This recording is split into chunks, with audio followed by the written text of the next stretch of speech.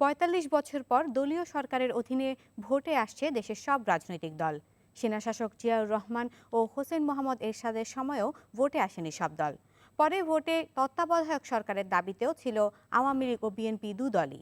বিশ্লেষকেরা বলছেন, এবারের ভোট সুষ্ঠু হলে রাজনীতিতে ফিরবে আস্থা, মসৃণ হবে সংসদীয় গণতন্ত্রের পথ চলা। ৭১-এর যুদ্ধ জয়ের পর সদ্য স্বাধীন দেশে ১৯৭৩ সালে প্রথম সংসদ নির্বাচন দেন জাতির জনক বঙ্গবন্ধু শেখ মুজিবুর রহমান।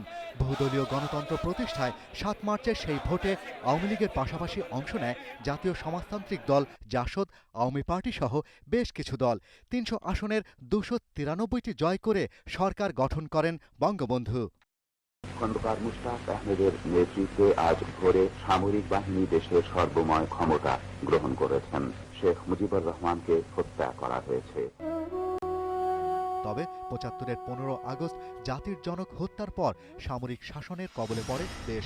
সেনাশাসক জিয়াউর রহমানের অধীনে ৭৯-র ১৮ ফেব্রুয়ারি হয় দ্বিতীয় সংসদ নির্বাচন। আওয়ামী লীগের নামে মিজান ও মালেক গ্রুপ সে নির্বাচনে অংশ নেয়।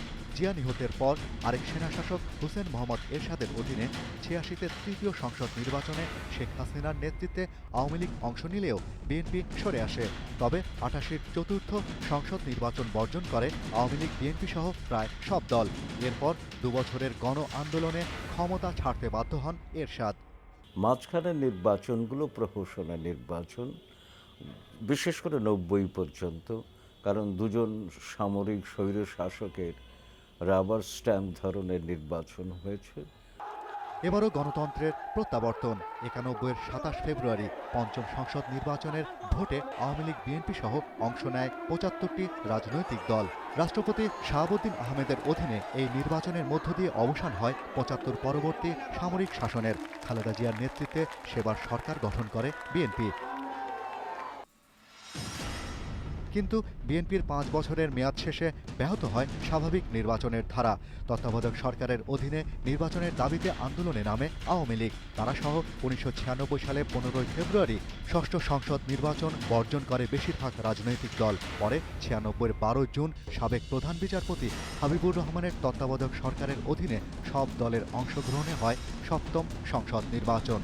এরপর লতিফুর রহমানের সাবেক তত্ত্বাবধায়ক সরকারের অধীনে ২০০১-এর ১ অক্টোবর হয় অষ্টম সংসদ নির্বাচন। ৭ বছর পর তত্ত্বাবধায়ক সরকার প্রধান ফখরুদ্দিন আহমেদের অধীনে ২০০৮-এর ২৯ ডিসেম্বর হয় নবম সংসদ নির্বাচন। এরপর সংবিধানের সঙ্গে সাংঘর্ষিক হয় ২০১১ সালের ১০ মে তত্ত্বাবধায়ক সরকার ব্যবস্থা বাতিল করে রায় দেয় সুপ্রিম কোর্ট। তত্ত্বাবধায়ক সরকার ব্যবস্থাটিকেও ম্যানিপুলেট করার একটা চেষ্টা হয়েছে, যেটা বিএনপি করেছিল ২০০৬ সালে, এবং ২০০৭-এর যে ২২শে জানুয়ারির যে নির্বাচনটি হওয়ার কথা ছিল সেটা একদম ছিল এক ধরনের সাজানো নির্বাচন। এরপর দলীয় সরকারের অধীনে ২০১৪-র ৫ জানুয়ারি দশম সংসদ নির্বাচন বর্জন করে বিএনপি সহ কয়েকটি দল। একাদশ সংসদ নির্বাচনও হচ্ছে দলীয় সরকারের অধীনেই। তবে এতে ডক্টর কামাল হোসেনের নেতৃত্বে ঐক্যফ্রন্টের সঙ্গে জোটভুক্ত হয়ে নির্বাচনে আসছে বিএনপি সহ বেশ কিছু দল। ভীষণভাবে এখন কিন্তু আওয়ামী লীগের উপরে দ্বিগুণ তিনগুণভাবে এই দায়টা বর্তে গেল যে তারা যে এখানটায় হস্তক্ষেপ করছে না, যে তাদের একটা ইমানের পরীক্ষা দিতে হবে এখানটায়। রাজনৈতিক বিশ্লেষকরা বলছেন, গণতান্ত্রিক ধারা অব্যাহত রাখতে রাজনৈতিক দলগুলোর মধ্যে আস্থা ও সমঝোতার সুস্থ চর্চার বিকল্প নেই। Shahriar Anirban, independent news, Dhaka.